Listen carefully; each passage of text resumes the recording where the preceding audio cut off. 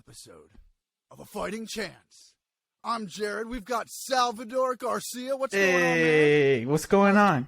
How are you? And I'm doing great. A very exciting episode. What is this, episode 11? Do you even know? This is 13. Oh, Nice. Off. Yeah, But this is very exciting. We have a guest with us. We have Mauricio Gomez. How's it going? It's really cool to have you here. Thank you for being here. Guys, thanks so much for the opportunity.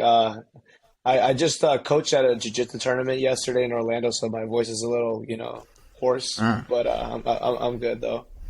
Honored to be here. Where was the tournament at? Silver Spurs Arena. We were doing this tournament called Jiu Jitsu World League. We have a bunch of kids competing. What age group? Like literally we had like a 5-year-old and then all the way to like 12. Nice. How did your students do? They did great. I coach at two American top team affiliate locations. So there's Weston and Davie, and I coach at Weston and the Davie. I coach the competition kids. I coach the regular kids. I coach adults. But for the most part, I train full time at American top team and headquarters in Coconut Creek. That's awesome. Well, congratulations on the tournament, and I think being a coach of jiu-jitsu must be a very rewarding position to have, because I used to do jiu-jitsu when I was younger. Nice. I didn't take it as far as I would like to have, but I did privates. I lost my eyesight, Mauricio, when I was 11, so it was like getting into like classes was tough because it was like hard to figure out what was going on. So my dad got me to a Brazilian jiu-jitsu place right in like off of Colonial in Orlando when I was about 13, and he got me into some private classes for a few years. And a few of my friends came and did a few classes with us, and then they were like, oh my gosh, like, what are you doing? Because it was very new. Like back then, like being like the one guy who was taking Brazilian jiu-jitsu, like while everybody was playing like football and basketball, like my friends were just as interested as I was. Like I was like, being able to like tie them up and like put them into bad situations like really easily. And they were like, what are you doing? Like you can't even see, and you're out, you're able to out wrestle me or grapple me or do anything. And it was fun because they took it further than I did. Like I had a friend who became like a national champion just based off of like just how excited he was to come to like one or two classes. And then I fell out of touch with him, and then like 10 years later I went onto Facebook and I was like, oh my gosh, he's like literally a national champion like in the competition right now. Yeah, you got the bug. So yeah, for sure the bug was real. But and then I moved out to California where I did music. Like I've done music my whole life, and I went out to California to go to music school and put my band out together out there. And that's when I was like, man, I have that bug again. And I found a gym out there, like out in the valley, where I found another coach who was just really interested in, in grappling and just giving me like a horrible hour of workout. Because I love working out, is my favorite thing to do, like just as a way to start my day. But there's nothing worse than like a 2-minute all out grappling session, like of jiu-jitsu. Like it is, maybe it's just, I have no control over my, like, I just go all out, like right off the bat always. But I am literally near throwing up every single time I'm leaving an hour workout with jiu-jitsu, like more so than any kind of like CrossFit training or weightlifting or anything like that. It is hands down the worst and best thing you could absolutely do for your physical fitness, because you're just like leaving just like, oh my gosh, I'm nauseous. Yeah, dude. It's those are rough. They are. And you used to be Salvador's teacher? Yeah, Sal, guys, when Sal was on, he was on. He had like some like really, really great moments. I remember coaching him through like some tournaments, and he's doing his thing now. But I honestly, he had like some really good moments. I remember coaching him through some matches. It definitely built some character. And it's good to see him. I've known Sal for how long has it been? Like 3-4 years? Probably more. Maybe, I don't know. Almost like 5 years. I would go to his house for like fight nights. For like main event cards. It was awesome. Yeah. We lost a little bit out of touch, but it's really good to see him again. And he looks good, looks healthy, and I love his family. Yeah, they're the best. I grew up. They're all right. No, his dad was like one of my musical mentors growing up. So nice. he was like a big brother to me when I was like 15. Like I just like he actually worked for my parents started a music company, and Abdias was like my dad's right hand man, and that's like literally how I became just very close with their family. And no, that's super cool that you guys used to do like fight nights together, because I got to experience my first fight night with them. I got married about a month ago, and they came up for the weekend. Abdias actually, thank you. Abdias actually performed the ceremony for my wedding, and they were up for the wedding, and we got to experience UFC 280 together, the one with Charles Oliveira and Islam, and we were watching the whole day together. It's like 8 hours. Yeah, we were on position. stage. Mauricio, we were on stage the night before. We rented out a venue, and we were playing music the night before. The next day, we were watching UFC 280 together, like just the Garcias and me and my wife and my brother David. And we were like just the 7 of us or whatever. And then that night, we had like a dinner at my mom's house for the wedding. And then the next day was the wedding, and I was like, the highlight were the fights. But no, it was a great card and great time to. They're just great people to watch fights with. Like they get so into it. Like I know. You don't know who. Yeah, you don't know who to like. I don't know. Like, because not many people are into like sitting on a couch all day watching fights. But these guys know how to throw down when they're watching fights. They're like, ah, like just like Sal flips couches. He gets very into it. Oh, dude, it's pretty crazy. What'd you think about the Renato Moicano post-fight interview? Man, dude, he has been on fire for like a year now. And I mean, with his post-fight speeches, but this one was next level. And that card bummed me out with the bonuses. I mean, the card was absolutely incredible, but the people that they gave the bonuses to is like, how are you not giving a bonus to Renato Moicano? And I mean, there were some other ones like earlier on the prelims that absolutely deserved the bonuses. It's like, I don't know. Something fishy in New York. Yeah, we've put out some clips that are definitely like Dana needs to give out like the bonuses in a better direction. But I definitely got to check that out. Yeah, because the only people who got bonuses that night was like Alex Pereira, who definitely, I mean, you know, he sealed the deal there. But then Weili Zhang and DP. It was the 3 like big Dustin fights. and Michael Chandler for the fight of the night. But that card was ridiculous. Like it was, I know. They definitely didn't disappoint.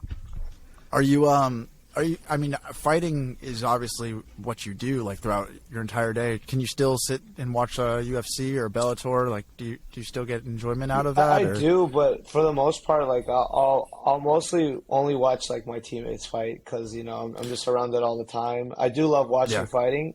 And like if I see like a good matchup, I'll make it a point with some of my boys. We'll go out and watch it, you know. But other than that, like I try. Sometimes I just don't watch it as much, you know. I do love it though. But almost like every other weekend, I have a teammate fighting, whether it's UFC or Bellator or one of those you know, smaller promotions, you know. Do you do a lot of cornering? This last year I started cornering. Like last year I started cornering pro for the first time. That went well. This year I cornered like one fight. It didn't go in our favor, but probably some more future cornering. I've cornered amateurs, a bunch of amateur fights. I've cornered grappling, and but other than that, that's the most cornering I have. But I've been coaching since I was like 18. But coaching has got to be such a different thing because I mean, coaching, you're drilling, you're getting time to really get your fighter ready. When your fighter's in there, I mean, then it's like, picking the right words to get them to survive in a terrible situation, or I mean, there's got to be nothing better than when your fighter's just out there dominating. But when they're not doing well, I mean, cornering's got to be so stressful. It is because you have to steer them and you can't control what they do. You steer them to the right direction. Sometimes you want to stick to a game plan, and sometimes you run off the course, so you have to steer them back into the right direction. And that's like Sal knows me. He knows I'm a strict coach, and he knows how I really do try to put in the best work that I can with the guys. Get good quality work. and most of the time, whenever I have someone, they go in, they're usually most of the time prepared. What about when you're fighting? Is it ever like, do you ever have to tune out your corner, or are you? No, I wouldn't say so. I mean, I've had moments like in the gym where like I've been told like, hey, like I need you to follow through with this, like maybe set up this combo or do a little bit more grappling. I've been with American Top Team now since last May, so it's been over like a year and a half, and it's been an adjustment, you know. So, but I'm really enjoying it. I have like 2 fights with them right now. That's awesome.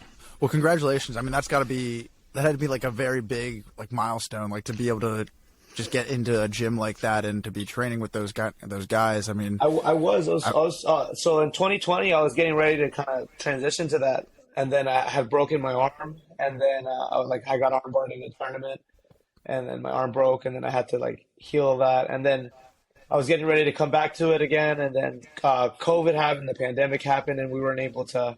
They didn't have anyone. They didn't let anybody into the gym. So then 2021 hits like May, and then they started having open tryouts. I tried out. I was the only one from the team from the tryouts that made it. And ever since then, like even the coaches say that I'm one of the most out of all of them. I had the most credentials, and I was able to, you know, like I feel like I've gone pretty far out of all the guys that have tried out. yeah, Sal was telling me you had a fight 2 weeks ago that didn't last long. So I fought at CFFC 114. It's on YouTube. Yeah, you can see it on the prelims. It's on the hour 1, 6 minutes, and nice. you can check that out. And I finished the guy in the second round. I got the rear naked. That's awesome. Yeah, that's You've had really 2 cool. pro fights, right? Yeah. So I took a last minute. I was training with ATT for about 8 months. I was working really hard. Was trying to set up a fight. Nothing was going through. I was getting guys pulling out, and I was having people not accepting.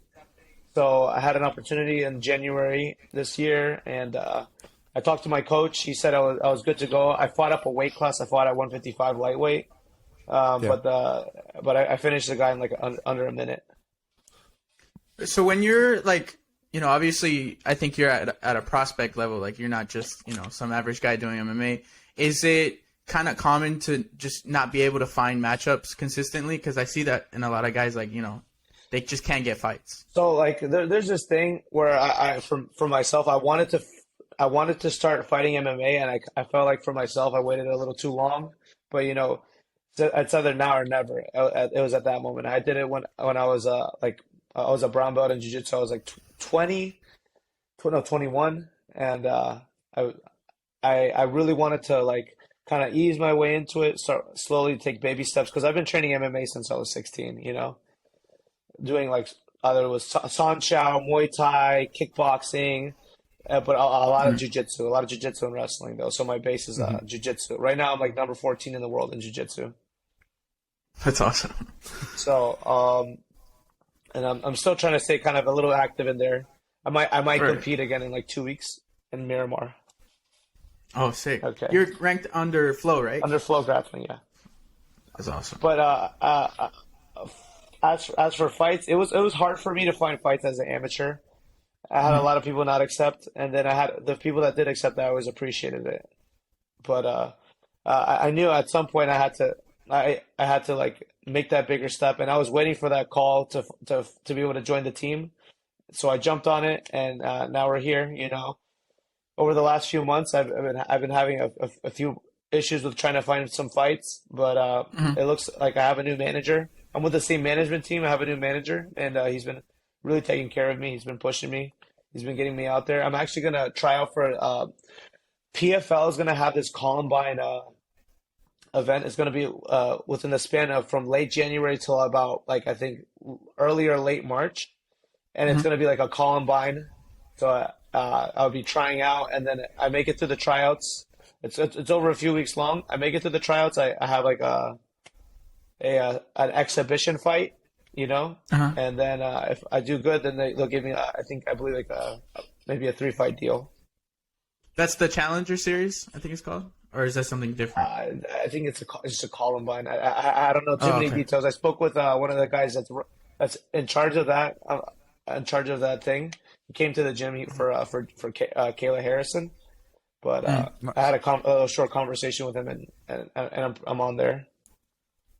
That's awesome. PFL's a great organization. They're They're paying well. So as I yeah, they're heard. paying well. And they got good guys now. Like they're starting to, they just got Shane Burgos and obviously Kayla, like you just said. So Yeah, he was supposed to fight Marlon. I heard he Yeah. pulled out. Now that sucks. I was looking forward to that one. I was too. I thought it was a very good Yeah. fight for Marlon.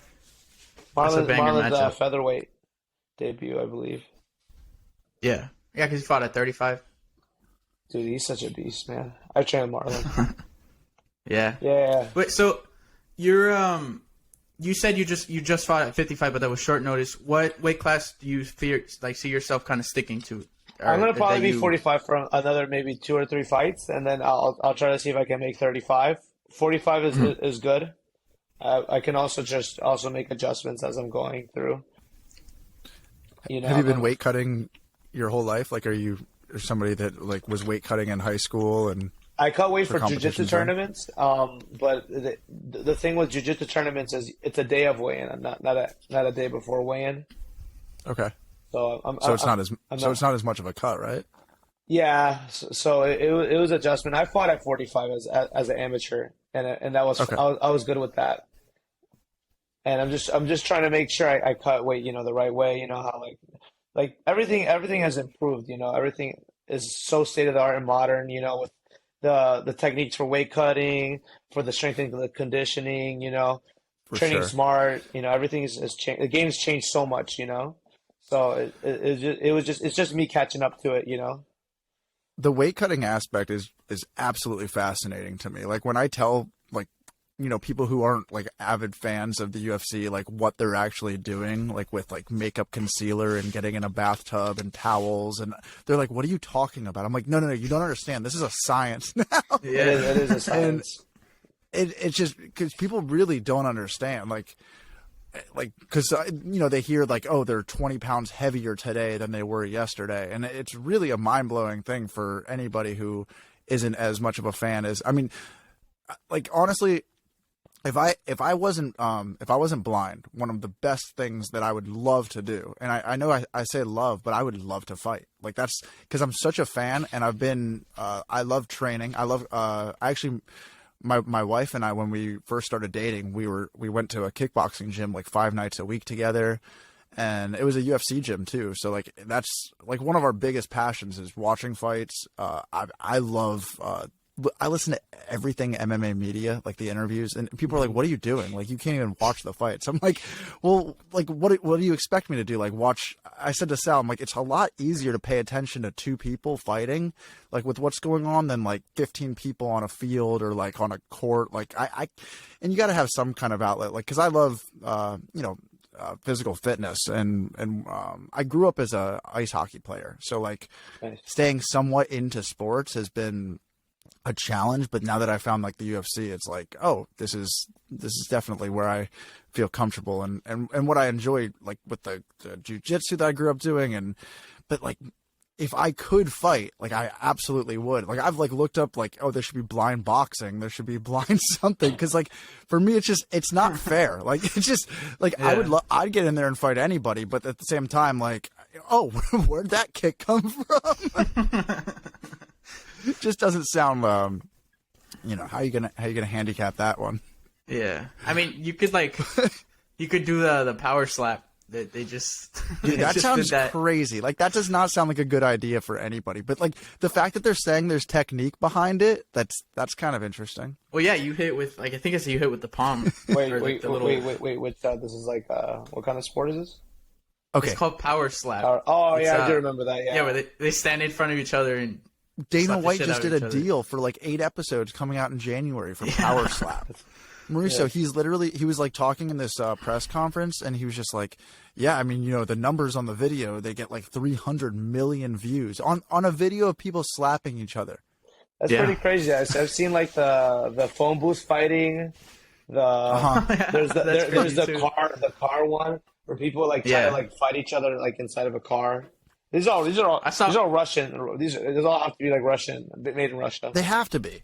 They would have to be. Dude, I saw one where he got him in a choke with the seatbelt. Oh yeah, I saw that too. Like, yeah, they did a jiu-jitsu match in the car and he choked him out with the seatbelt. yeah. Which I guess is legal in that match. I did a combat jiu-jitsu tournament in El Paso, Texas. Oh yeah, I saw that Eddie Bravo's. Yeah, man, I got to meet Eddie Bravo. Michael, How was that? Michael trained like my fighting. Did he talk to you about flat Earth? No, he didn't. He didn't. No, we didn't get to talk about that. Maybe at some point. That's unfortunate. Eddie's the man. Eddie's so funny. There's so many different theories with that. They talk about we're on I don't know how to explain it. Like one of those, like a Christmas globe. Yeah. Oh Yeah. The snow globe. Yeah, thing. yeah. That's I mean, we're definitely living in the Truman Show. There's no denying that. But no, Eddie makes me laugh like harder than most like professional comics. Like I will listen to an Eddie Bravo interview on any show. Like every time I'm like that Eddie comes up in my feed, I'm like, oh, definitely clicking on that. you listen to his He's podcast. awesome. I do. Like I listen to anytime he's like on Tinfoil Hat, like that conspiracy show with Sam Tripoli. Like I'm like, this is the best. And I don't even care what they're talking about, but it's just amazing. It's just entertaining. Flat out. He's gonna be in Cancun December 18th. I'm gonna be doing a combat jiu-jitsu tournament with it's like a team tournament with a bunch of different lightweights. So I'll be competing at 155, and they were supposed to try to find me a match, but they couldn't find anyone. They're supposed to actually find me one in October, and they couldn't find me one, so they said December. They couldn't find me a match, so they offered me to be a part of a team. So I'm gonna be a part of Team Mexico. So cool. I'll be seeing That's Eddie. really cool. But he liked me. He was like, he wants me to be a part of his shows more. Dude, well, how are those matches? Like, does it super off from just a normal jiu-jitsu match, or I actually like it. I like it better. Like, I like it better. Yeah, I mean, your palms get you're a sore and fighter. stuff. Yeah, man. A lot of the guys were mixing it up. I mixed it up pretty well. There are some guys that mix it up really well, but I feel like the level of jiu-jitsu I have, plus like the MMA training with American Top Team, right? Yeah, it's makes a big difference. Are there some guys that kind of just come out and just want to slap, like they're not even too concerned about the jiu-jitsu? No, it's quite the opposite. More they're trying to do jiu-jitsu and they're not, and they're just getting smacked. Yeah, man. Oh my god. Are these like situations like you're showing that you could be slapped, or are you just slapping like people pretty hard at these? I'm slapping. moments? I'm palm striking them in the face. Oh heck yeah! Yeah. Oh That's yeah. great. It was great. It's awesome. It's great. The way those tournaments work is if you win under the 10-minute regulation, you get the money. And if you go to overtime, you don't get the $1,000. It depends on what event you're doing. But I remember I submitted everybody under 5 minutes, and so like I came out with like 4K, and then they gave me a bonus because I wore their rash guard at the event. So it was pretty sick. It was a good payout. Is anybody getting knocked out by slaps? Dude, there are people getting knocked out. I saw a video. I was actually supposed to go against this guy in October. He didn't accept it though. But the guy was trying to leg lock him, and he like stiff arms, palm striked him right in the face. Buddy went out. It was great. I love it. Oof. I love this. You actually have it went a little viral, or pretty viral, of you slamming someone. A little viral. It was the pretty most viral. The most viral. The Buggy choke that you picked him up and put him out. Yeah, so under the ADCC, the Abu Dhabi Combat Club is like the Olympics of no-gi Brazilian Jiu-Jitsu. And it's like held every 2 years. And every year, like every time that promotion comes out, it gets even better, like the prize money keeps increasing. It originally was like if you won your division, the 60-man division, you get 10K. Now it's I believe it's like 40 or 50K if you win your division, just your division. You got to win 4 matches, right? And it's great. But I was trying out in April this year, and this guy, I was getting control of him. He put me in a choke, and he didn't let go. And that rule said you can slam the guy. Okay, I slammed him, and I slammed him on his head, and he went out. Yeah. So like as soon as you felt he wasn't letting go, it was a no brainer. You gotta. I don't know if you guys are gonna be able to pull up the video for this, and so I can put it so people after. can see or whatever. But Yeah. like I just remember like he put the choke on, and I knew I saw a video of someone slamming someone that same day, and I was like, all right, if somebody does that to me, I'll do that. And he did it to me. Wow, look at that. So I stood up and I locked my hands around him because once I knew I locked my hands, I was like, oh, he's stuck now. He's not moving. I'm like, I'm going to get him now. And I stood up and I gave him a second to let go because this is kind of like a hard decision because you're going to hurt somebody if you do this. And I went for it. I got a lot of heat from it, I spoke to him the next day though. He was fine. He just had a little sprain on his neck. Yeah, I mean that's the risk you take, I guess, right, with that choke. I mean, I heard a story of somebody doing that to like a kid who walked into their gym. That's I different. saw that. You're I in a did see that. competition. Yeah, I did see that. Yeah, you're in a too. competition. Yeah, that like just happened a few weeks ago. Like that's a bad story because like the guy was like way bigger than the kid and like way more. It was the owner's son, I think. Yeah, it was the Yes. owner's son. Yeah. That was horrible. Yeah, but you're competing. Like anything goes in that It's situation. legal. Like Right. there's some events that are legal, like Fight to Win. Fight to Win is a jiu-jitsu organization where you can slam and you get a point for slamming the guy. And the mats are spring loaded, so like it's like bouncy, almost like like it's WWE. You slam someone, they kind of bounce off the mat a little bit, Okay. And I love that rule set too. Anything that's like entertainment friendly I always feel like I do better in.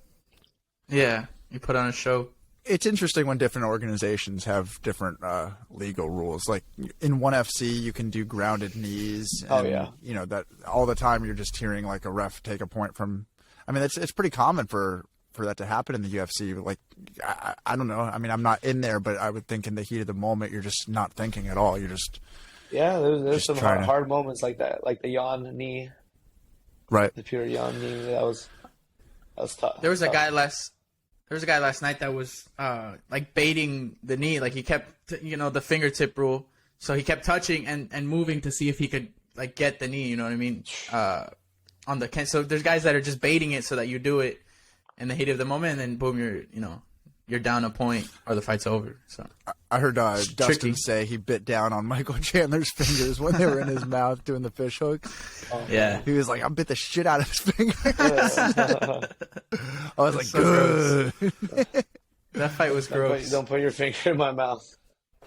For real, like that just doesn't. It doesn't sound. I mean, it's definitely a good idea if you're trying to, sink in a choke a lot easier and get the chin up. That definitely sounds like it would be effective. Straight dirty though. That's definitely dirty. Yeah. You might lose a finger. Yeah. Yeah. I mean, he said it saved him that he had the mouth guard on because like he couldn't bite anymore. But you still got that bottom rope, man. That's dangerous. Yeah. It's hard. Mauricio, I'm not like I don't compete in jiu-jitsu the way that you're talking about by any stretch, of course. But like when I hear all these guys like talking about like Gordon Ryan, what's the deal with this guy? Like, cause I hear him talking about like putting like 10-1 odds on himself and like this insane stuff. Like, is he really that much better than other people, or is it like a lot of like bravado of him just talking about himself and having this ego? I mean, just like any of the best fighters in the world, they definitely have like, they have this presence, they have this, they carry themselves a certain way, and, they believe they're top of the food chain. The only difference is this guy backs it up every single time. He always, he does. Oh, every single time. He's I don't know, he's like on like a 70 or 80 fight win streak or, grappling match win streak. Yeah. And he hasn't lost, I think, in like 3 years. How big is he? What he's like 220. He big. He's a big. He's a big guy. He used to. When he was like about like 19 or 20, he was like he would cut to like 170. There was one time I was in the same tournament as him. He weighed 162 for that tournament. Really? I was. It was in California. It was at the Nogi World, and he won. He won his division. And then and now he's like 200 and 20 pounds. Damn. He's huge. Yeah, now, man. he's a big guy. He looks scary. He's around. But it's not just that. He's around the right people. You know, his girlfriend. His girlfriend's like a nutritionist, a fitness coach. You know, he handles his strength and conditioning. He does a lot of powerlifting. He has one of the best jiu-jitsu coaches in the world. He has a great mindset. What's up with John Danaher? Tell me about this guy, because he sounds mysterious. Like whenever I'm listening to him talk, I'm like, is this guy doing like a?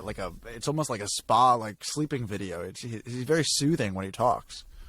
Yeah. He's got that mysterious aura around him. He has that energy of he speaks softly and carries a big stick. For sure. Yeah. Master Uguay. Yeah. Is that somebody, like, when whatever they're doing, is it like a lot of leg locks, or is it something that I think it's way more than that. What's now. the deal? I believe like 5 years ago that was like one of the most key like components on what they did, because they're always focusing on what everyone's not focusing on. All the weakness, that's just how innovative they are. Whatever everyone's weak at, they expose that. You know, so that's definitely, I would say that's a big attribute to their success. Besides, you know, obviously all the other things that come along with being an athlete. You know, Gordon is the only one of the only ones in jiu-jitsu. Obviously, the sport of Brazilian jiu-jitsu is changing, and it's trying to catch up to like more of the modern sports like MMA. Yeah. With with having weight cut specialists, having nutritionists, having the strength and conditioning. Because before that, everyone was just doing, just jiu-jitsu. That's it. I just do jiu-jitsu. I don't work out. Mm-hmm. But this guy is taking it to the next level, and it's great, because he's really carrying the flag for the sport, because it's growing. He got promoted like for his tournament. He's doing the quintet on UFC like 4 times, because it's going to be on UFC Fight Pass. Oh, wow.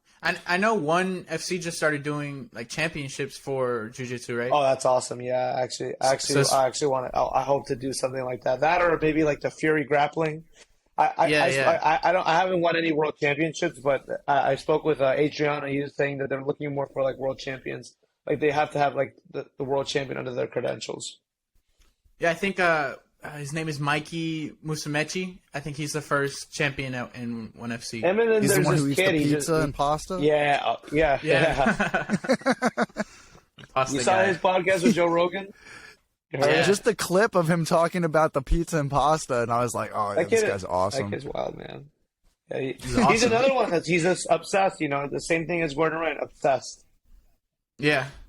It's his whole life. Mm-hmm. He says he trains like 12 hours a day and then eats a giant thing of pizza and then and acai before bed. And acai, yeah. It's got that, like, got to have some fruit. He burns so much calories. Yeah, and he's ripped, so yeah, he burns a lot of calories. Something's the whole working. day.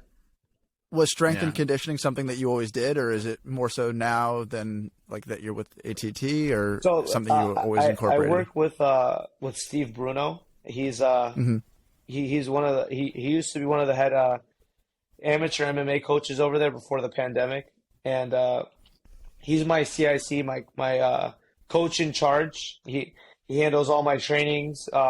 Obviously, I do other classes besides his, but I go to him for everything, And he a few months ago we had this thing going on. It wasn't until like I would say 2 or 3 months ago that we stopped doing it, but we had 2 extra classes where we incorporated conditioning, a lot of cardio with our striking and grappling. So those are really good sessions. We only have that once a week now. We do that on Saturdays. So I haven't been doing it as much, but I'm actually gonna working on picking that up. I have a buddy that I actually work with. Is that like getting like on an assault airdyne bike? Oh yeah, we striking after an assault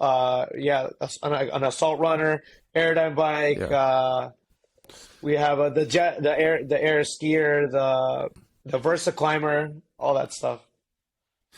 Yeah, I cannot imagine doing sprints on one of those and then having to get into a sparring session or having to just that just sounds. well, it sounds very intelligent because there's no way, that's definitely the way to mimic how a fight would feel, I would think. Fight is always 10 times harder than being in the gym, 10 times, Oh yeah. you would say? Oh yeah. Because you have everything. Everyone's you feel all that energy against you. All the negativity. People don't care about you. They just want to see blood. They want to see people get hurt. Obviously, Yeah. my people want to see me do well. But Right. people just want to see violence. And the being in there is so different. And being able to put yourself together. Right before you go, you gotta put yourself in that special place. It takes time, preparation, and mimicking being tired while you're in the fight. Because the most important moves you're gonna have are when you're fighting or when you're tired. You're not gonna Hmm. always be killing the guy the whole time unless you're that much better than them. So what you're, being at this point, you're undefeated as a pro. Do you have that kind of mentality of like, I really want to keep though, or it's just, if it's a fight and whatever happens, happens? Like, Yeah, I'm not. I mean, obviously, I want to win. I carry myself. Like anytime I fight, I always feel like I always have like something that the other guy doesn't have. Because that we can both be tough, but I know for a fact I have like more skills. The confidence comes from the preparation. I know I have skills and I know I'm prepared. So that's one of the biggest things. so it's more like I'm gonna go back up everything that I'm working for more than like I want to keep my perfect. Yeah, like I feel prepared, like no, I mean, I definitely, I'm always going in there with the mindset like I'm staying undefeated. Gotcha. Mauricio, what you were just talking about the, nobody knows what it's like in there. I mean, it really hit home for me because I've been on stage with my bands basically since I was like 18 years old performing. We did a lot of touring over in the UK. Oh, nice. And that before stage time experience, like, the nerves, what I would go through and just about to get on stage to play music. I cannot imagine getting out there to the unknown of competing in combat the way you're talking about. Like, so you just gave me chills when you were touching on that. Like, I genuinely cannot imagine going out to war in a fight. Cause I know what it would feel like just about to like go out and play, a sold out show, but that's you're playing songs you've written and it's supposed to be this, fun, loving experience. Nobody's about to hit you and you don't have to worry about getting choked or anything that's of violence that you were touching on that people are hoping for, and you're hoping for the complete opposite. Besides just a perfect performance on your part. Yeah, I mean, I definitely want to get in and get out without getting hurt, and obviously, I'm sure. come home with a win. Do you have a stage name? So my band's names were I was in a band called Symmetry. Uh-huh. I was in a band called Sound Cannon that toured. But my current channel, I do a lot of Twitch streaming and YouTubing, and my channel currently is called The Blind People Watcher, and I have like a podcast under that name. And but yeah, no, I've my stage name, just the bands that I've been in, which the main band that I toured with was my band Symmetry, Right. and we did like a lot of touring over in the UK and Europe, and did like a North American tour, and just we recorded a few albums too, so check it out if you ever man. want to listen to some rock music. I love rock music. Yeah, nice, Yeah. nice. When you go out there, you feel like a different person, right? You're not that same person versus when For sure. you're performing versus when you're living about your day-to-day life. Absolutely, it's It's a special yeah, feeling. I mean, you It's definitely cool. You get a high off it. for sure. I can only imagine. I think what you are experiencing, because I'm always searching for like an adrenaline feeling in every aspect of life. Like even just my morning workouts, like I'm always looking for finding comfort with discomfort. Like that's really what I'm all about. Even like a stream. Like if I'm not feeling anxious for something, it's like I'm not doing it right. Like you got to feel like, because for me, like a synonym for anxiety, it's like, oh, I could also just say the word excited. So I like to be excited for every element of because life is creative. Like if you allow it to be, like life should be a creative experience. And I think what you're doing is like the ultimate form of that. So I mean, that's why, you know, Sal and I, like, we're such couch fans. Like, I mean that like with such respect to what you do, because like I don't know, like I'm not like I'm not afraid of getting hit. Like I'm not like somebody who you know, it's not like something that like, oh my gosh, what are they doing kind of thing. It's a thrilling thing to imagine. Not in the, like, of course I know it hurts. Of course I know what you're, but I just genuinely think like Sal and I are in such admiration of people who actually put it on the line, because every single time that I hear somebody who has like a debut fight, like it just seems like they're doing, it almost comes off like it's a rebirth experience. Like you're literally doing something that it helps in a physical sense. It helps in a mental sense. You're getting through something. And you're facing adversity. And I think, you know, everybody needs to force that sometimes, like, because, you know, life is, you know, you can just go to a Publix grocery store down the street and get yourself a pub sub and call it a good night and never face adversity. Or you could step into a ring and challenge yourself. Well said. Yeah, I know it's not obviously I didn't fight or anything. It's like a small sample size, but I got to compete in 2 jiu-jitsu tournaments, and it's, at least in my experience, is nerve-wracking. Like I was a mess, dude. But it is very thrilling. Like I once you get a win, it is like the best feeling. Oh yeah, everyone's nervous, Sal. Everyone's nervous. The other everyone you fought was nervous. Yeah, I got in my head, and it's a lot to. I guess the first time it's a lot to process, but definitely I would love to compete again one day, because it's a fun experience. Oh yeah. Mm-hmm. Mauricio, so when I was touring, I was always like comparing my band to like the biggest bands out there. So are you a small-minded like goal setter? Like, are you setting like weekly goals of who you're gonna fight, like be, you know, sparring against, fighting against? Or do you have like, I mean, for featherweight, do you have like Volkanovski's, like, you know, is he like who you want to like take out more than anybody? Or like what's in your horizon in your mind? I haven't really thought too much about that. For me, it's more like whatever my coach tells me, like, hey, like you got to adjust to this, Nice. do this, you know. Now, if I'm a part of an organization, you know, I'm not a part of any organization, then if I'm like, I just fought for CFFC. If they told me, hey, we want you to be a part, you know, we want like a 3 or 5 fight deal, you know, and I after maybe 3 fights, they're like, okay, we want you to fight for the belt, and this is trajecting me towards a bigger promotion like the UFC, Bellator, PFL. Then you'd start, you know, one really... championship. Yeah, man. Then I'm like, okay, well, I gotta get. I have this. I want to build up this. I want to build up this many fights. You know, one fight at a time, one day at a time, one training session at a time. I get through this fight. Okay, the next guy, until I get to that title. Once I get to that title, then I'm like, okay, now I can move on to this and to this. You know, it's like almost like a video game. You know, you're slowly working your way there. That's always been my mindset. Make small goals and achieve them.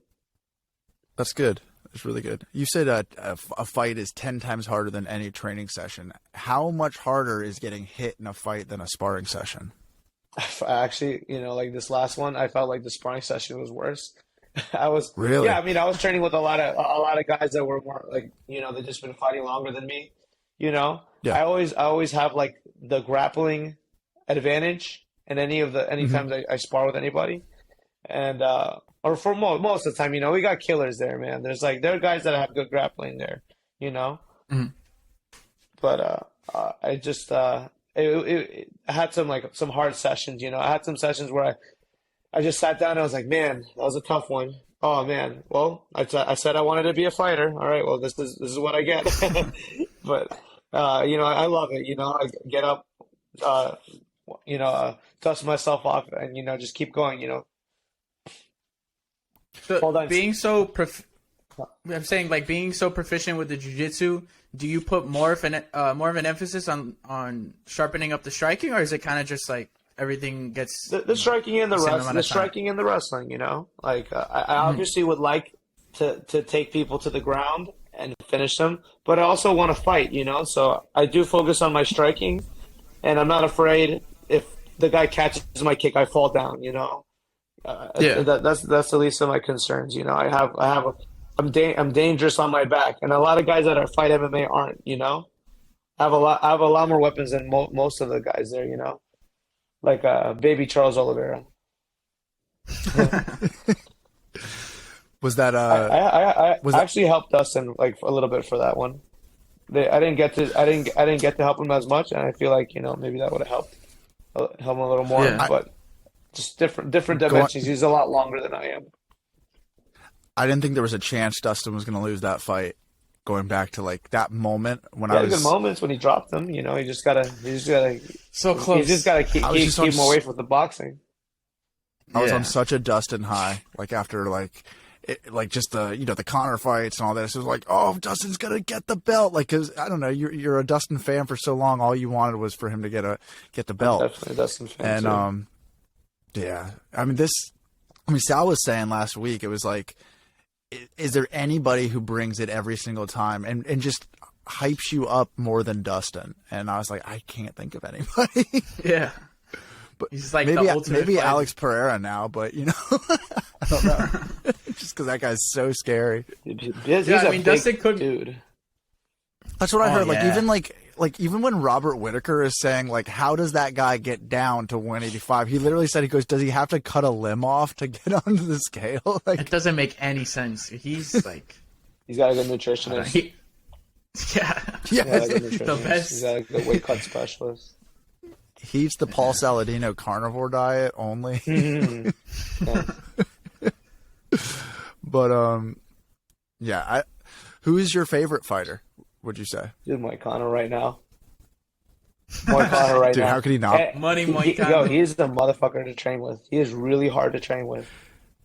Really? Yeah, the first time I ever trained with him was like in 2020, and I had like after like I trained with him like I think like 2 weeks before his fight. We were training, and I remember just trying to get to positions on him, you know. I get somewhere good. He explodes out. I'm like, oh my God, I worked so hard just to get here, and he just gets away. He you know, so he's big too. I got to meet him one time, and I didn't like. He's huge. It's crazy. It was crazy for me to see how like he used to. The first time I trained with him in 2020, I was like, how is this guy a featherweight? Yeah, dude. He's a big dude, and then now he's a lightweight. I'm like, oh, this makes so much more sense now. Yeah. Even at lightweight, he looks big. Like it makes me think. I'm like, damn, like I can't fight 145. I gotta fight bantamweight. You know, because there are guys like that. You know, I know Volkanovski's like an inch shorter than me. You know, but what is it? Aljo's is 2 inches taller than me. Aljo cuts a lot of weight, doesn't he? Yeah, man. He gets big. Very big. I heard he gets to to like 170. He's like Patty. Like Patty gets his face. I actually have that a little bit too. Like my face was pretty skinny the fight week, and then like it just started getting a little bigger, and now it's starting to shrink back. I heard Aljo looks like a bodybuilder when he gets on the scale. Oh, yeah. Who? Aljo looks like a bodybuilder when he gets on the scale. Dude, he's jacked. So you talked about the PFL thing. Are you guys trying to get another fight in a different organization, or is that kind of the main? I mean, focus if that thing doesn't fall through, because the PFL thing was supposed to be December actually, and then they changed it. So if nothing change, like if I don't hear any news, probably I'm gonna try to fight then by the end of January. You know, January or February, because I don't want to wait too long. And you want to? Okay, yeah. That's what I was gonna say. Like, you want to fight often? I want to fight at least 4 times a year. I only fought twice this year. I don't think that's bad, considering I've been training with the team for a year and a half. But you know, it's like I'm not getting any younger, and it's time to start working there. You know, so definitely want to get at least minimum 4 fights next year. And are you? I'm assuming you're not taking like crazy damage in these because they're pretty quick. I take more damage in my in training, man. Yeah. Yeah, but you know how that saying, train hard, fight easy. You know, that's what I always aimed for. You know, and I definitely I'm very confident because I believe in the work that I put in because I'm with the best team. I know all the other teams are great, And you, but I know, at the level I'm at Yeah. right now, I know no one's gonna have crazy amount of skills like to match my grappling. I know they're definitely gonna be tough, but I know if as like the martial artist in me, I definitely know that I don't have to like out tough the guy, but if I can get more cunning, outsmart the guy, that's definitely in my favor. And I know I have that little trick up my sleeve, and I'm always working hard too. So Yeah. and is there a brotherhood like at this at AT&T with you and the guys? Like you feel like these guys are all like you're friends with these guys now, right? yeah, like I knew some of the guys before I even joined the team. I remember doing the trial, and this guy, his name's Sal Guerriero. I've known him since we were like 18 in high school, and I saw him, and it was good to catch up, and I made a lot of friends. Like I told you, my coach Steve Bruno, we have like our group of guys. I train with them a lot. Some of them are a little lighter than me, but they definitely helped me with my growth and been positive role models. So I'm around good people and we like-minded people. But for these hard training sessions, like, do you feel the same kind of nerves that you would feel going for an actual fight, going for the sparring sessions? Sometimes when you're about to spar, like sometimes like some guys I see in the gym, they're a little friendly, like they're joking around right before, and I'm like, man, this guy's gonna like this is sparring, we're gonna go hard, Every Tuesday and Thursday we go hard, Right. and I'm just thinking in my head, I'm like, damn, like I don't know if I want to like just joke around right now, like maybe let's do that after sparring, we will be, because we gotta it's time to get to business, Yeah. Is that something that's just has to come natural? The separating, like, hey, this is business. I mean, because you're obviously still hurting. No, yourself. I've Is that literally something that always just been comes like natural? that though, like I was kind of brought up like that. In training, like the guys want to joke around, and I'm like, okay, I do want to joke around with you after, but like I want to get better. I'm trying to build up skills, and I'm trying to improve. So I'm gonna have to like smash you, and you Right. can smash me too, it's all good, and we're it's all friends after that. That's like the culture of like MMA, Brazilian Jiu Jitsu. It's like that. It's like that with the jiu-jitsu tournaments too. Like I've had so many guys come up to me, talk to me, and they're trying to like get my guard down, and then when it's time to fight, I have my guard down, and that's not what I want. My first But fight was like jiu-jitsu is that. My first pro fight was like that. The guy wanted to talk, for Really? like a few minutes, and I'm like, hey man, good skills, like let's keep it like that, keep it professional. Yeah, I don't need to get psyched out before I go. There are a lot of people that are like, good at that. Hey, I bet. I mean, I just saw Wonderboy and Kevin Hollands did a whole podcast together, and they're fighting in like 2 that was weeks. exciting though. I was actually telling David about that podcast. I was like, man, Kevin Holland has like only 400 subscribers. Like he's not getting a lot of hits on this podcast. Next thing you know, he's got Wonderboy on there who he's fighting in 2 weeks. I was like, this is the smartest thing he could have done. Dude, his podcast went from like having like 500 or 1,000 listeners to that one has like over like 40,000 now. Yeah, it was like, okay. I guess that's also with one is like the nicest person on earth. For sure, but like it's different with you him. can't tell me you're not interested in hearing two people who are about to step in the octagon together to fight also have a conversation together 2 weeks earlier. Yeah, it was great. I watched the whole thing. They like barely talked about the fight. It was like a normal conversation. Yeah, but that thing needs some legs. It needs some better promotion because I mean Kevin's a huge name, and you would think that there'd be. I think it's the name of the podcast. Honestly, what's the name of the podcast? See, you don't even know. It's like Realize, Recognize. Okay. Yeah. I mean, just name it the Kevin Hollands Show. It would definitely get more searches. Well, he has like other people on it, so I think maybe he's trying to be a nice guy. Yeah, maybe. Who knows? Well, this was it was great to get to talk to you, Mauricio, and kind of get to learn more about the the whole experience of somebody coming up in the fight world.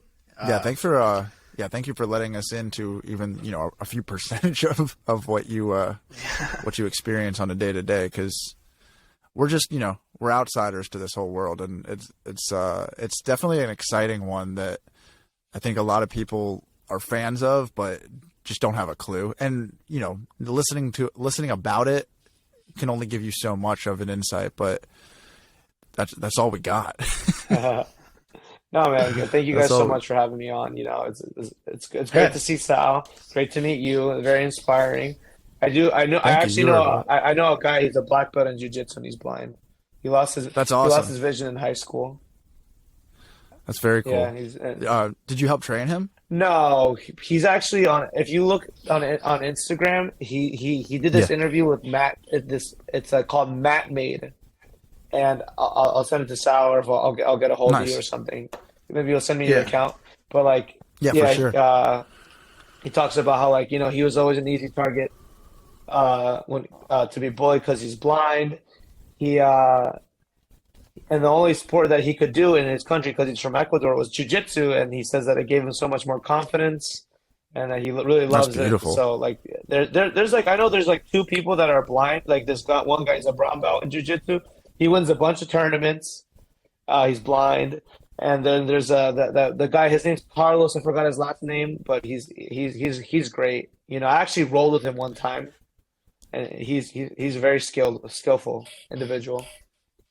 Yeah, That's awesome. It's definitely something that once you get a hold of somebody, it makes sense why blind people would definitely be able to excel in it. Like Daredevil. Yeah, for sure. The echolocation was fighting something that for you built confidence, or is it something that you were doing for a physical just sport and looking for something that was? Yeah, man. I really needed something. I needed that feeling of a tribe, I needed to be a part of something, and I joined a team. It was a kung fu gym, and they were cool. but I eventually decided that I wanted to do jiu-jitsu.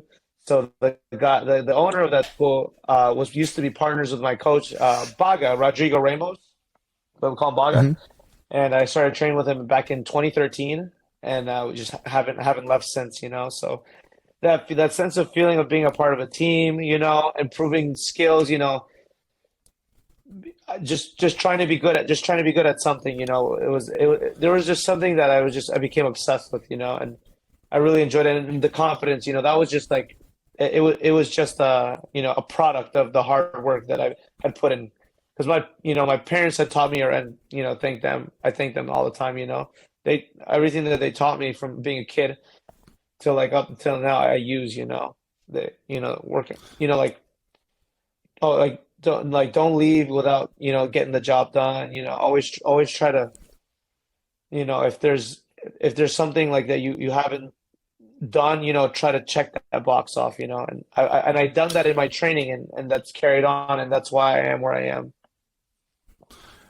It's amazing how much we all need, tribes and just camaraderie to surround ourselves with. Because I had that with my ice hockey team, and then I lost my sight and was and then I needed to literally develop a new skill, which was guitar, to put that new tribe together, which became bands. And it was oh, cool.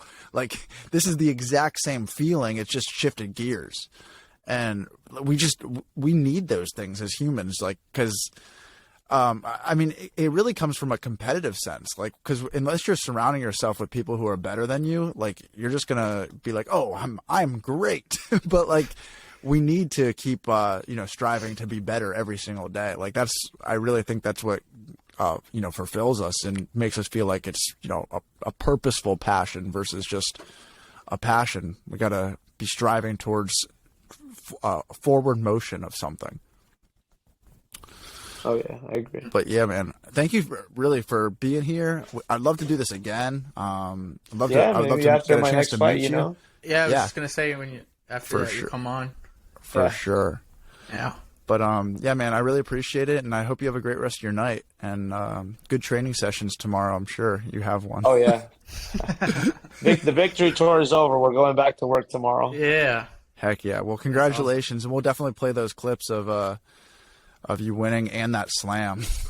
I appreciate it. I appreciate it. Thanks, Mauricio. Yeah, thank you, man. Thank you, guys.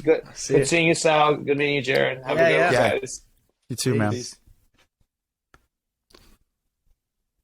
Wow, well, Mauricio Gomez. Mauricio That was awesome. Gomez. That was What awesome. a guy, huh? Dude, for real. You are a guy, too. You are what a guy, because you delivered that what a guy. And that makes you a what a guy. There's got to be the what a guy. No, but I'm the guy who says what a guy. You can't say what a guy if you started this whole thing. I'm a schmuck. Nah, dude, I'm a schmuck. What are you talking about, bro? I'm just man. Now you're technically you're MMA media. Now you interviewed a fighter. That's it. We're in, brother. Yes, Sal. You're on the same level as Dan Hardy now, bro. So, how's that feel? My entrance to the winner's circle. Dude, that was fun. That was super fun. Yeah. You want to talk about this card that happened, bro? Well, first, I just want to say that I appreciate you, and I think you did a great job. Oh, thank you. That's what I want to say, because that's most important, is to acknowledge one another and build each other up. So I want to let you know that you crushed it. Thank you. Yeah, we're definitely. I want to hear more about these jiu-jitsu tournaments that you were in, because dude, the first time. So context, I was like maybe 12, 13. So your mind is different at that point. So you were a bitch. Yeah, that's essentially what I'm saying. But I remember the first tournament I did, my bracket for my size was only one other kid, at least at my belt level. So I fought that kid, and I was just like shitting bricks right before. I was terrified. That's the most nervous, the most scared I've ever been before doing something, I think. You're good. And so going into the match, it was like, it's rough. You don't know how to, like, I didn't respond well at first. You know what I mean? I didn't get in the moment and immediately like, okay, well, now we're doing this. I was still kind of in my head. You're like choked out, and you're like, are we gonna start? Yeah, dude. Like I got tapped, and it was a lot. And next thing you know, it's over. I'm done. Were you super pissed afterwards too? Oh yeah, I was bummed. It sucks. Like, you train really hard, and then you go in there, you pay money for the tournament, and like, it's over in 30 seconds. Wow. So, I started training again, and then I think like 6 months later, we do another tournament. And when I show up to do the thing, I look at the bracket, and the kid is in the bracket, the one who beat me last time, and that like petrified me. I was so scared for some. I don't. In retrospect, I don't know. You didn't even know if you were matched up with him yet? No. I was matching. He was my first match. What? Yeah, I knew for a fact that I had to go with him. I was like, oh no, like I just froze. You're like, he's good. Yeah, and again, like in retrospect, I could have beat him like pretty. I had all the tools to beat him. Yeah. And so like we get to the match, I had 2 other matches that were kind of close, and then I get to third place match with him. And he kind of like quit mid match. And then, while you're with him? Yeah, like he wasn't getting to what he wanted to get with. Like he wasn't getting his positions. He wasn't like, he put me in submissions, I get out, and he kind of got frustrated and kind of quit in the fight. So I was like, oh, I can capitalize here, and I ended up winning the match. How'd you win? What do you mean? I won the match. Like I won on points. Okay. Like, I got a couple of reversals. He really quit? Like you just felt him quit? You could see it in his eyes, like he was like frustrated, and he was kind of like, oh, like things weren't working. He didn't turn it up. He just kind of shied away, and that was my opportunity. I'm like, damn, now I'm gonna I get my points, I get top control, all that stuff. Were you in a gi? Yeah, this one was gi. Oh. He beat me in the Have you ever no-gi gotten match. aroused in a gi? No, what? Dude. Why is that immediately what you went to, bro? What? I told you, man. I had to ask somebody. These nuts. Yeah, dude. These nuts. Freaking I had to guy. ask somebody, so I waited. Yeah, You yeah, should be yeah. proud of me. You I waited. waited. I Good waited job. to You the waited point. to I the waited to the coveted point in guest the was gone. podcast where nobody will ever hear. Yeah, yeah. This is gonna get lost in the archives. Yeah, this will be for me when I'm 87 on my deathbed and I'm listening back to our work and I'm like, oh! This is what they'll pull up and cancel you on. That's what this is. This is will be my strike. This will be my second strike. Yeah, yeah. But yeah, I ended up. What were you saying? Are you asking youngsters? that's what the whole strike will just say. Youngsters. Yeah, But yeah, I ended up that was for third place. So I was like, it's a garbage position, but it still felt awesome. Like, I won a match. And it's a whole roller coaster of emotions competing. and then you retired on top. I don't know about retired. Maybe I took an extended leave. Nice. I definitely want to compete. Did you ever get a belt? Like, were you ever getting like? Yeah, I was. It was a gray belt. It's not high at all. That's But what I was also younger, so I'm not in. Now I'd be in like the adult ranking system. I don't like the whole belt thing though. No, No, I it's kind of don't. important. It's kind of just marketing. That's for karate. With jiu-jitsu, there's definitely No. levels and stuff. No. It's the same thing now because karate was that same. Like now that jiu-jitsu's gotten so much more popular, you need people to keep coming back. So Well, the way that's to what they keep- invented the green belt for. What does that mean? Explain this. So there's white. You come in as a white belt. Yeah. Most gyms you're not paying also to get promoted. Like you just get promoted. Right. So But you don't there's think white that belt. feeling makes you come back? Well, you want to rank up, but that's because you're actually ranking up. Like there's a blue belt level. Like there's guys that are a blue belt level. There's guys that are brown belt level. But the green belt is basically for people to keep people coming just in that first period. Because from white to blue, which is the first jump, is a while. You know what I mean? Like, and if you're impatient, Yeah. you're gonna want to just quit jiu-jitsu. So they put in the green belt. So like a couple months in, you get your green belt. Okay, you technically ranked up. But that's the only kind of like pseudo belt. Okay. What? It's the green belt. Okay. What about this one? How many different black belts there are? Like you could be a black belt of this gym and then go to another gym and be like, wait, you wouldn't be a black belt here. What about that? Well, that's just because that's bad gyms. That's, yeah. that's Well, not, that exists. That's exists. not the ranking system. That's not like the belt's fault. You know what I mean? Like there's gyms that like if you're an Eddie Bravo black belt, that's different. That's you're certified. Because Yeah, but you that's could be a real 10 gym. planet black belt of somebody else's gym, and it's not the same thing as being under Eddie Bravo. What's your point? I'm confused. My point is literally to confuse you. Yeah, it was like you're like agreeing with like what? Where are we going here? Yeah. What card are you trying to break down? You're trying to break down the Orlando card? No, it's the card that happened yesterday. Oh, yes. We should do that. Well, I heard about Derrick it. Lewis had the shits. Dude, that was pretty funny. Like at first I was bummed that it didn't happen. Then when I saw stomach issues, I was like, oh, that's kind of fitting for Derrick Lewis.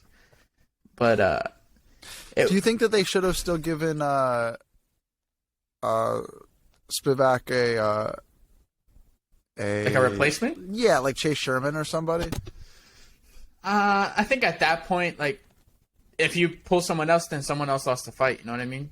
It's kind of Yeah. a tricky position. I'm sure they'll rebook this on some card soon. It is unfortunate though, but I think the silver lining is that Kennedy and Zichukwu got to freaking star on Saturday night. He looked great. I knew he was going to win. Yeah, I I really knew. did. I know you're not a Kutalaba fan, so No, I'm not a cook.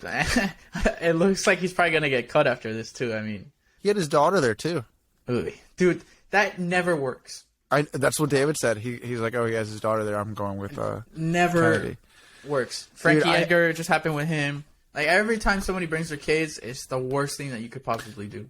this was the parlay that I made for David last Let's night. hear it. It was Jack Della Maddalena, that fight inside the distance, because there was no chance that was going to decision. So it was that inside the distance, Muslim Silikov, Waldo Cortez, and Kennedy. All lined up together for a plus 500. Dude, how much did he win? $10 makes you 50. Wow. Yeah. Look at that. This But I guy's mean, got he's won 2 weeks in a row though. Oh, And David's got the magic. And I'm just sitting on the sidelines with my thumb up my ass, just Dude, and 72 cents in my account. I'm with you now. I experienced loss this weekend. I'm like with MMA betting, and I'm done. last night the fight card ends, and I'm like buzzed, and I'm about to come out here and do a stream, and you and I are just texting, and I'm just like dropping wisdom. I'm like, so if I could tell you anything you need to hear, remember this. Yeah, Keep I your mean, money. Keep your money, son. I'm gonna take that advice because I lost $20 instantly after winning it. It's not, but you won 20 last week. Yeah, You won 22 last week. I should have just pulled the 22 and be done. No, but didn't you win 22 last week? Yeah. So you're really you're actually up $2 still, right? No, I'm now. Up to. Oh, we've got ourselves a winner. Well, not up to. Let it ride. No, I'm not up to. I'm actually down. Yeah, I'm down 3 now. Oh no. Yeah. So, I tried it out. It was fun, but I think it altered my viewing experience of the fights, which I'm not a fan of. I didn't like being that attached to he has to win in this round. I couldn't just watch the fights. I like that honesty, and let's just say now after this experience, and after we were, Whoa. I think I know what you're about to say. We got 10,000 views with them. They were very nice. I wasn't going to say anything. I don't know what you're talking about. Yeah. I don't know. Nah, I don't think it's nothing against their system or whatever. It was fun, but I don't like the putting money on it. I don't, the stakes are already high enough for me emotionally that to put money on it on top of that is it's too much stress. Yeah. And you never know with fights. It's so hard to even what's actually kind of messed up? Us being puppets. And I hit it almost perfectly. I picked my what was it? I picked Waldo decision, Kennedy second round knockout, which is what happened. But I didn't put enough XP or whatever, and that's why I didn't win. So I technically won. Wait, what do you mean? You can assign which fight you put. That's how you win. So wait, you needed the XP on what, Kennedy? On both of them, I didn't realize that I had the slider all the way down. So I hit it perfectly. I got both of my picks right, which would have won me $100. So wait, why did it lose you money if you hit it? Because I put a bunch of entries. I didn't hit it, is what I'm saying. I technically hit it, but there wasn't enough XP on it, so I didn't rank high enough to get the money. I just lost money. I didn't win anything. That's what I'm confused about. If you still hit it, why did you lose money? Maybe because the XP on them was so low. So they hit, and then I only got 300, whereas other people put way more on it. And when they won, it actually ranked them on the leaderboard. So if you're, I think it was top 5, then you win money. If not, you don't. That is insanely dumb. That, my friends, is insanely dumb. Yeah. Dude, your snare roll doesn't come through in the pod. Dude, it was because the whole phone thing happened where we had 80 clips I had to put together. The media thing didn't, the soundboard There's nothing didn't transfer. funnier than getting ready for my fantasy pick and just waiting for the drum roll. Just silence. And just silence. I mean, did you hear it on your end, or it's just when you watch the podcast you can't hear it? Just watching the pod. Okay. Yeah, I'll make sure it's in here this week. I'm a fan of us, so I go back. Yeah.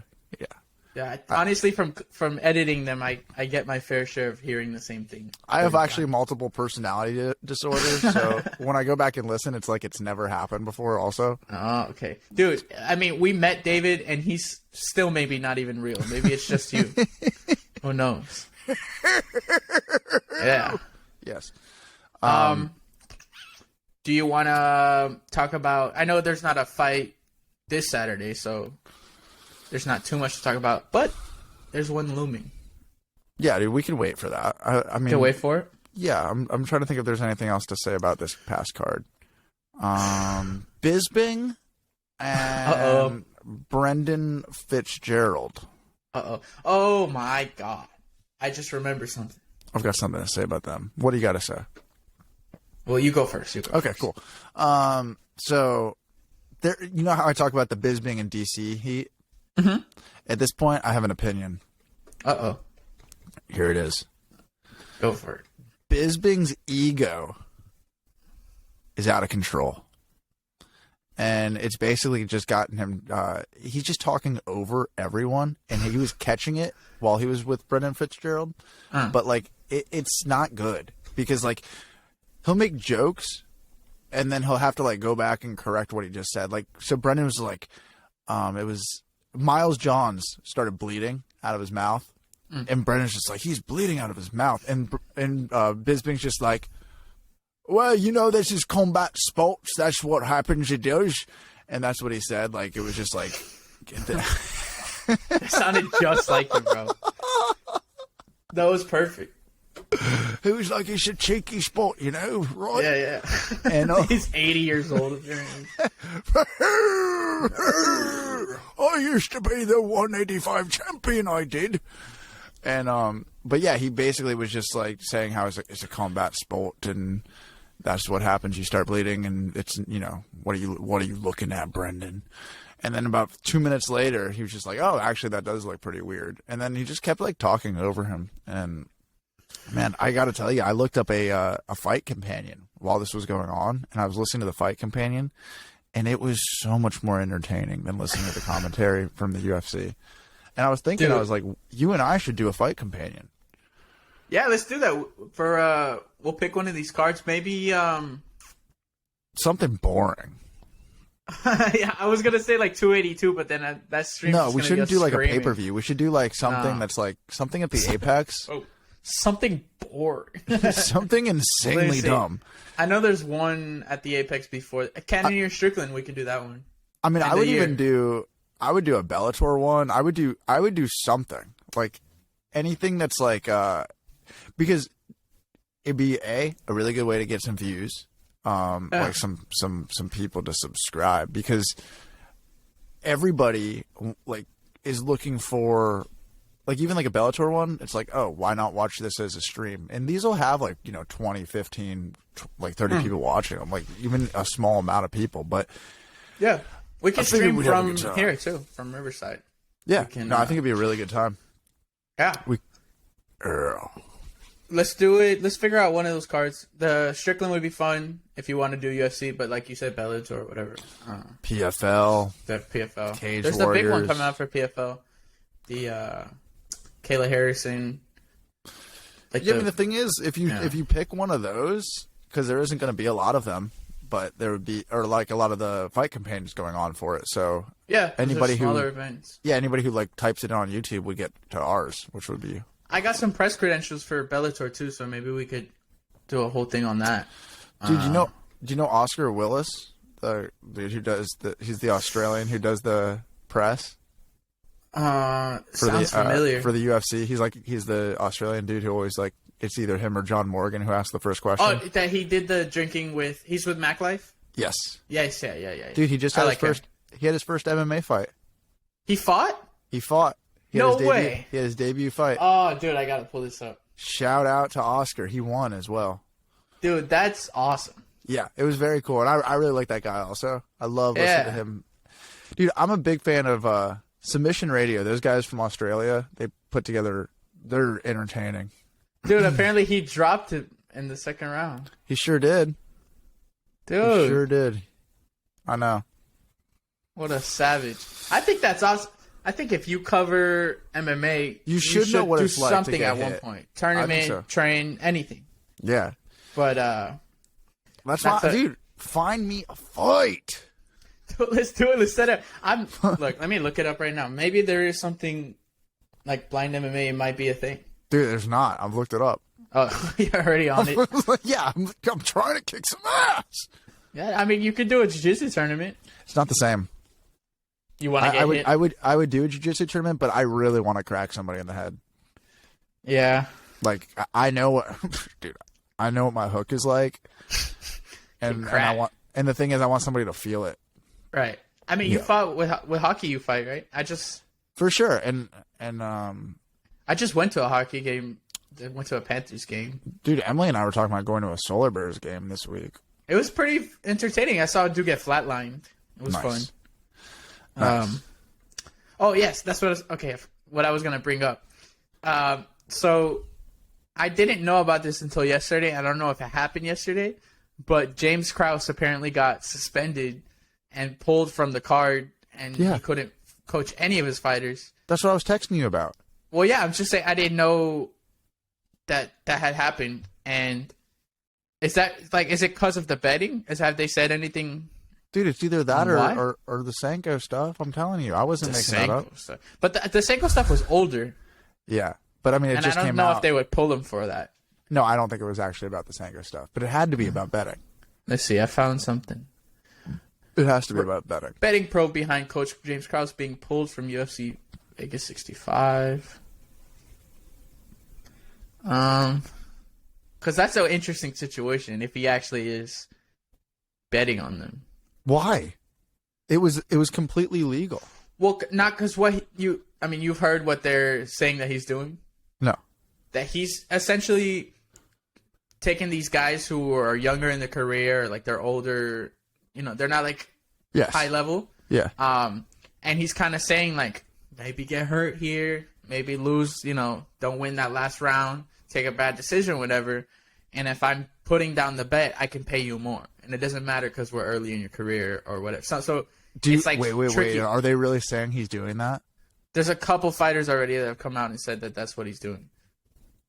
So that's like they're losing on purpose and making money on the side? Fixing fights essentially just because you're early. No one's going to care about this loss. Let's get you some more money here. Because I'm going to bet. Are you serious? And if that's what's happening, that's not good at all. Dude, that really pisses me off. Yeah, so that's why. Dude, he could be okay because I know about this Discord, and there is rumor.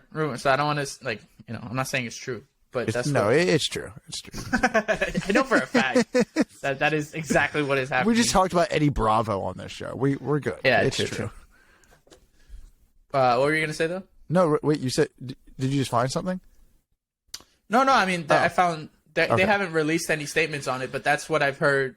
I heard about that prior to this whole thing about pulling him. Dude, what I was going to say is he actually has an advantage. He could literally be making somebody millions of dollars off of that. Yeah, that's what I'm saying. Without anybody knowing it. This is a whole scandal. So with that Discord, they've got multimillionaires in that Discord just making huge bets. Okay, so let's say these dudes are making millions of dollars off of his fighters losing it, and they're giving that fighter suitcases of cash. Yeah, because you take this fight, you win, you're maybe getting 25-25, 15-15. Like, dude, that's garbage money. Let's say he's making $100,000 from 10 different people in his Discord. So it gets some real tricky right now, dude. That is way more interesting than any kind of Ponzi scheme I've ever heard of. I know, and the fact that he's doing that with the UFC, they're gonna be pissed. Oh my gosh, they're gonna be very pissed. I can't wait to hear what happens. Yeah, there's not really anything out on it. There's just they're reiterating that the UFC just put out that stuff. Oh wait, I think I found something.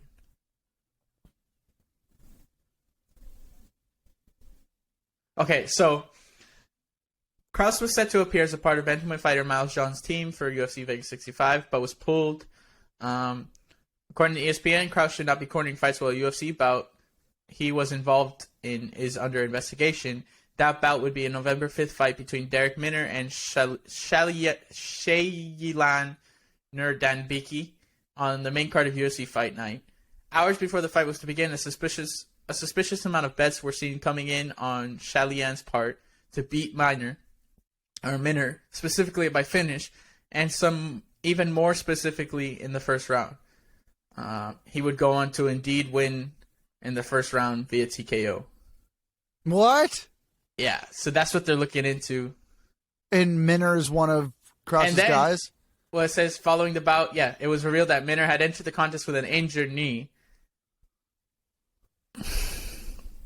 It seems clear that someone discovered how injured he was and shared that info with a group of people ready to take advantage of the inside knowledge. That's where Minner's coach, James Krause, comes into things. Okay, but Krause is Minner's coach, right? Yes.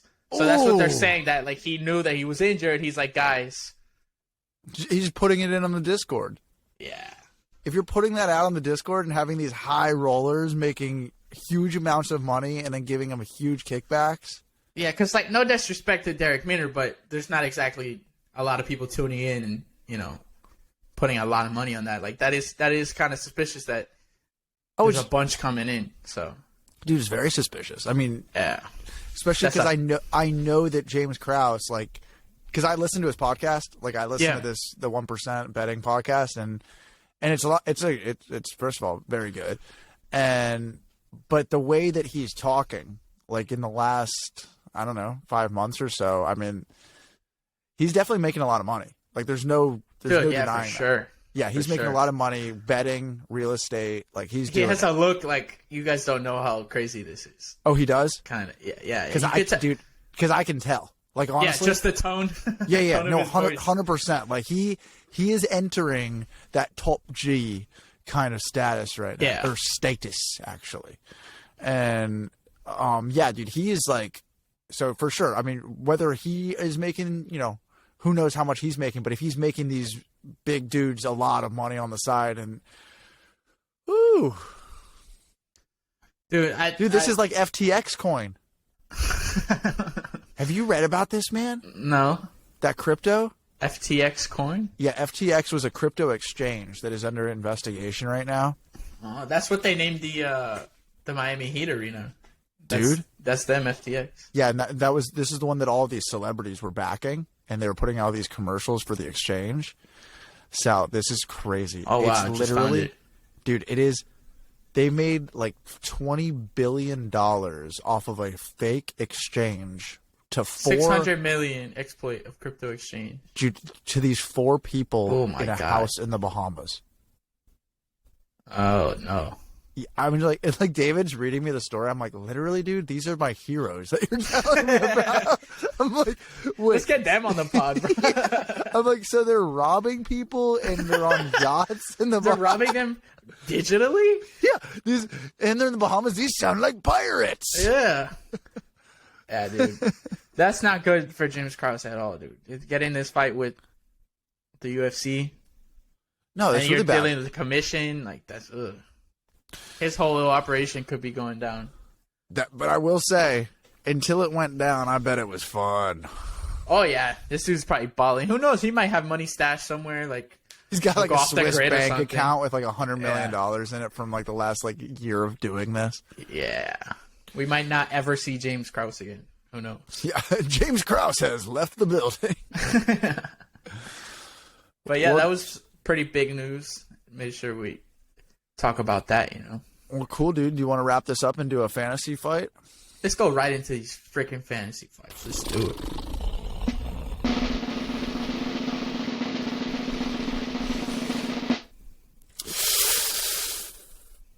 My fantasy matchup of the week is going to be a nice toasty one.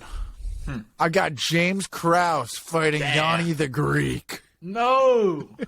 No. Dude, I was... Book it. I can't pick. What do you mean? I can't pick. Why? Who do you pick in that fight? I think James Krause will win. Oh, man. Yeah. He was a fighter, though. I just forgot about that. Yeah, James Krause is 100% going to win. Yeah. Yeah. I don't know why. I don't know what weight class they would fight at, but probably like 170. yeah. They let Yanni the Greek put on some pounds. I don't know. Yeah. That's an interesting match. Yeah. I was gonna go with James Krause, so now I have to improvise. You were gonna pick him for one of your fantasies? Yeah, I was gonna. You pick could him. also pick him just against somebody else. Different and then it's matchup? a completely different fight. True. You could pick him against Laura Sanko. Hey, let me go. I got one to go.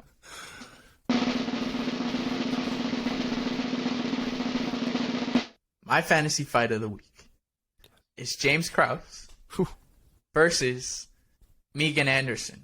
Oh, Who's the one who leaked that he had an affair with Laura Sanko? yeah, she was leaking something, all right. Yeah.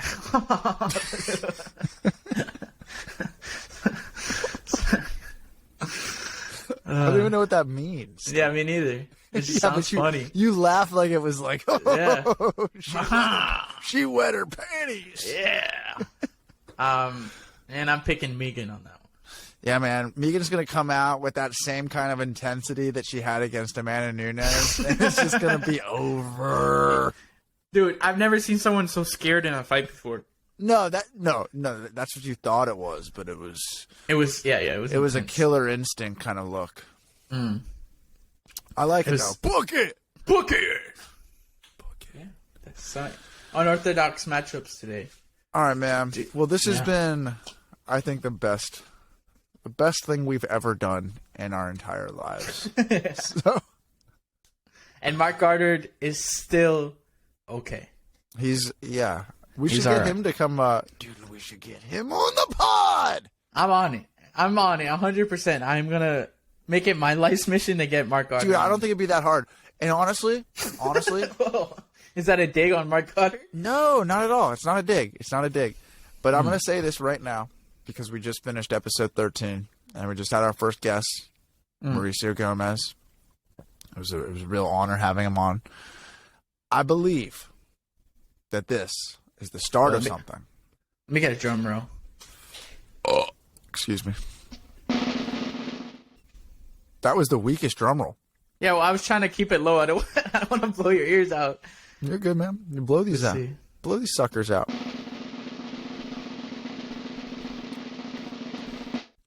I believe that this is the start of something, of having guests on our show.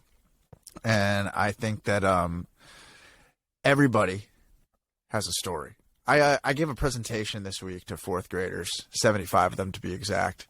And one of the things that I was talking to them about was just about how everybody here has a story, and we're all on our own individual journeys. And they may not think of this time as part of that, but they're writing chapters right now. And that's how I view regional fighters, amateur, prelim fighters. We don't need to go after the big dogs. Yeah. We, Sal, you and I, need to go after the ones who don't feel like they have a social media presence, who don't feel like they have, like, you know, they're not getting invited onto the MMA hour. They're not getting invited onto, you know, these big shows. They're not even getting press conference time. Like, we need these guys to come on here and hang out with Uncle Jared. Yeah. And, you know, Nephew Sal. Nephew Sal, that's my new nickname. Yeah. And come shoot the shit. Cause, I can get us. I have a boy. I'm pretty sure he just fought. I think it was amateur, but he got a submission in 56 seconds. So, dude, we'll definitely look at getting him on. Seriously, let's just do the damn thing. Let's do it. Let's just do it. I'm fired up. I mean, this is what a fighting chance is all about. I'm also a huge Sam Kinison fan, so if you could book that, Yeah. Do it. You kind of sounded like him there. Didn't that? That really did. Close, like, yeah. The tone was correct. So. Oh! Dude, that might be your calling. Just do Sam Kinison impression. Yeah, I'm gonna go to an open mic and just start doing a bit. Go on, kill Tony, and that's your 1 minute. You just imitate Sam Kinison. But like literally never lead on to that I've ever heard of Sam Kinison. Yeah. Just deny it. I'm blind. Oh! Dude, that was pretty spot on. Thanks, man. But yeah, thank you guys for tuning in to another episode of a Fighting Chance podcast. Please. Don't forget to like, subscribe, follow, hit that notification button so you can get all of our new episodes. Ring the bell. Ring the bell, dude. Ring the bell. I keep forgetting. You dropped that last. Home! Yeah, ring the bell. And tune in next week for another episode. Thank you, Sal. I appreciate it. Thank you. Yeah. You really hit a grand slam on this one. Yeah, I'm excited for the future. Yeah, man. I'm excited for tomorrow. For Monday? It's the future. Oh, okay. All right, later, man. Peace. Play us out.